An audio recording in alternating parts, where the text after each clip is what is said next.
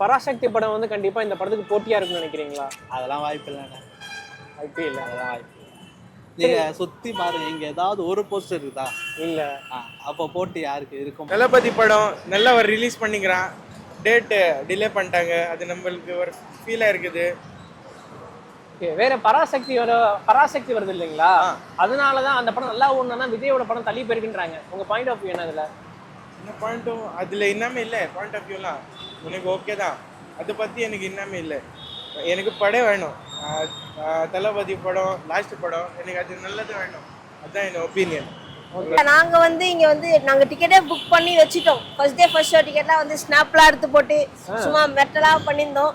திடீர்னு வந்து என்னன்னா வந்து இந்த மாதிரி போஸ்ட்போன் ஆயிடுச்சு, சென்சார் சர்டிஃபிகேட் இஷ்யூ அப்படின்னு சொல்லிட்டாங்க. எனக்கு மனசு ஒரு மாதிரி, ஏன் இது இந்த மாதிரி பண்றாங்க? ஒன்று வந்து பராசக்தி வந்து வந்ததால எஸ்கே ஃபேன்ஸ் அங்கே போயிடுவாங்க, இல்லை விஜய் ஃபேன்ஸ் கிளாஸ் ஆகும்னு சொல்லிட்டு முதல்ல பராசக்தி விட்டுட்டு கொஞ்ச நாள் கழிச்சு ஜனநாயகன் விடலாம் அப்படின்றாங்க.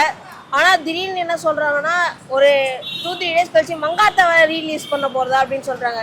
இது வந்து என்ன எதை மாதிரி தெரியுதுன்னா, ஜனநாயகனை யாருமே பார்க்கவே கூடாது அந்த மாதிரி வந்து எடுத்துட்டு வராங்க. அந்த மாதிரி தான் நான் தோணுது.